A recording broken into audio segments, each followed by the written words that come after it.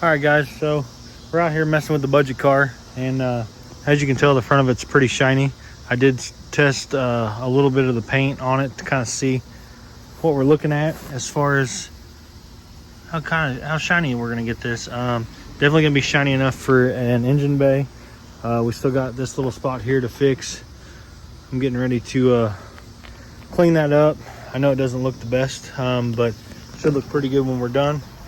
I'm gonna get ready to clean this up with some acetone, and then I'm gonna mix up a little bit of glazing putty. We're gonna glaze over that. There's a couple little pinholes in it, so I think I'm gonna have to probably undercoat the underside of it up under here in the strut tower here, just to keep the water and the moisture out of it. That metal was pretty thin, and I was gonna buy the little extension pieces to put on there, but I just said to hell with it. This is gonna get us by for what we're doing. But I will undercoat, maybe seam seal up the bottom of it, just to make sure nothing gets in there and then affects or has any kind of negative effect on our glazing putty that we're going to put on this. But I'm going to mix up some of this glazing putty after I wipe it off with acetone, obviously. I got a couple little putty spreaders, got a little metal mixing board that I'll mix it on, and my sanding block.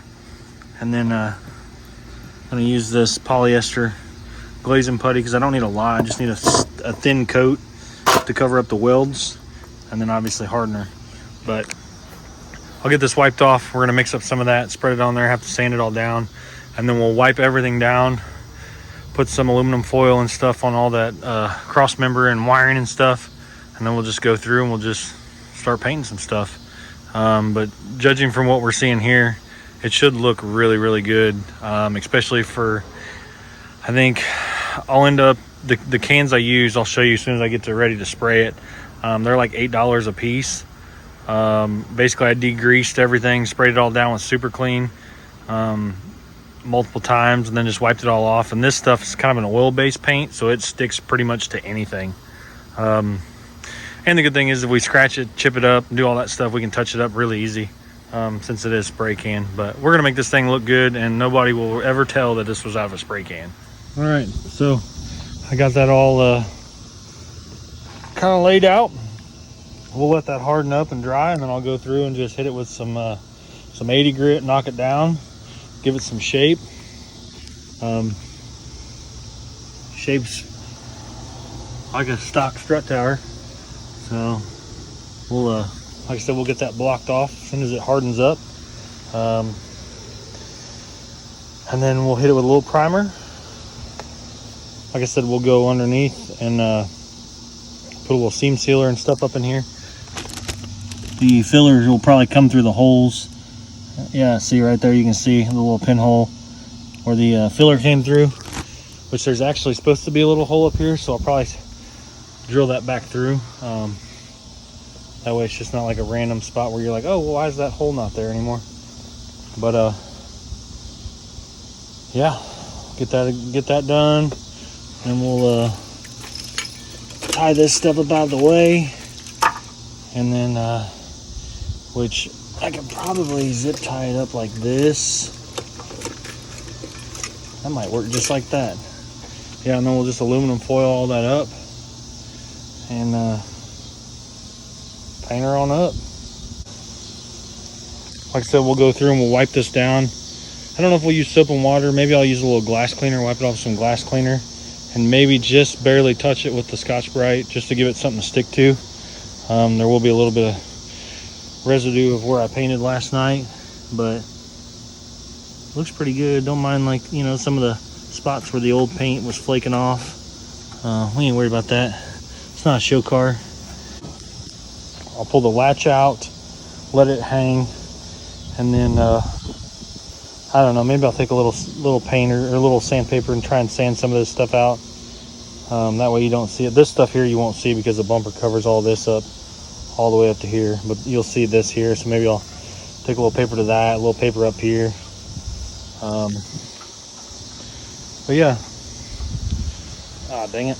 I had filler on my finger and touched it, dummy. But anyways, like I said, we'll let that harden up, do some sanding, clean it up a little bit, get some aluminum foil out here, and then we'll start painting. All right, so I got the hood off. Got this little piece all sanded down. Looks pretty good. Let me go through and wipe everything off. See, I drilled that hole through there too. I'm gonna go through and wipe everything down with some glass cleaner and stuff just to get any residue and shit off of it. Like I said, I still gotta tape this up or put some aluminum foil down here, but I'm running out of sunlight, so I gotta get to moving. Still got a couple plugs and stuff I need to pull out of there. I wanted to tape these holes up from the inside. I don't know if I'll be able to. I'll probably try and shove something up in there so the paint doesn't get inside the car. Anyways, I'm gonna get this stuff wiped off, and then we'll prime that and start laying some paint. All right, we got her kind of taped off there. Hopefully keep the overspray to a minimum. You can see I put a little edge primer on some of the bare metal spots, and then our little spot up here. Doesn't look too bad. So I'm gonna go through, I'm gonna start from the firewall, probably behind the shock towers here, and just work my way out. And just try and hit this thing with as much paint as I can. We'll try and make her look good. All right, we got the paint all laid out. This stuff takes like 24 hours to really dry. It's really hard to tell how shiny it's gonna turn out. We pretty much lost all of our sun behind the trees.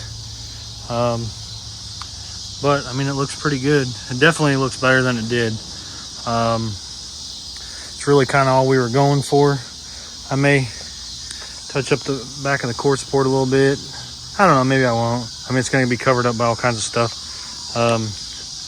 But yeah, should turn out decent. I put basically like 2 coats on it. I just kind of stacked them right on top of each other. Like I started from the firewall, worked my way out. I may put a little bit more on the core support. I may not, I don't know. Yeah, maybe I will just a little. Put one more coat on the core support, and then we'll let it sit and dry. I'll come out here in a few hours and try and put the hood back down on it. Yeah, maybe I won't actually, but because I don't have the latch on it. I don't want to try and put the latch on and scratch the hood. So that might be tricky. We may end up taking the tarp and just flipping it over top of the engine bay. No, we probably won't do that either. It just depends on how dry it gets. But anyway. All right, so we got it all sprayed there. Like I said, these are the old Van Slickle gloss white. It's probably going to be a little brighter white than the car's going to be, but you know, pretty much anybody could do this. I pretty much used 2 cans on it. Of course, I got paint all over my hands. Wiped everything, like I pressure washed everything with super clean. Got it all nice and oil free. And then, you know, pretty much did whatever body work I needed to do. I didn't even scuff it. Like I said, this stuff will stick to literally anything. I didn't mainly scuff it because the engine bay had already been spray painted before with crappy spray paint. And I didn't really feel like spending the time to go through and sand and prep. But pretty much whenever I pressure washed it, everything kind of got a little coarse from pressure washing it. But I mean, for a budget engine bay, once we do the brake booster, once I change all the suspension and stuff, you won't have like painted bolts. I mainly left those in there because whenever you go to pull that off, which probably before it dries, I'll probably loosen up all those bolts. That way, whenever it's already dry and I loosen them up, it doesn't crack the paint. That's one thing you'll want to do, anything like that. But I want to do that because there won't be any paint right there. So whenever I put new bolts and everything in it and I tighten them down, they won't break the paint. If you'd have just pulled them off and then painted over that stuff. So that's the good thing about leaving the bolts in it. But like I said, I'll give it probably 2 or 3 hours, and then I'll come out here and I'll loosen up those bolts. That way the paint kind of rolls over underneath of them and it'll kind of, not have like a hard edge. But overall, I mean, it looks pretty good. I think I have $27 in this paint job. So kind of hard to beat that. We will have to go through and detail some stuff, clean up some of the hoses and stuff that have paint on them, but that's not a big deal. This paint is very versatile. So once it dries and hardens, you can pretty much go through and just wipe it off and clean it off with glass cleaner. So that's, you know, makes it easier for detailing and stuff. But anyways, we'll let it all set up, and then we'll come back to you whenever it's all dry and show you what we're looking at. Got that Van Sickle out here. Boy, that tractor paint just killing it. Ooh, boy. Not too shabby for painting it halfway in the dark.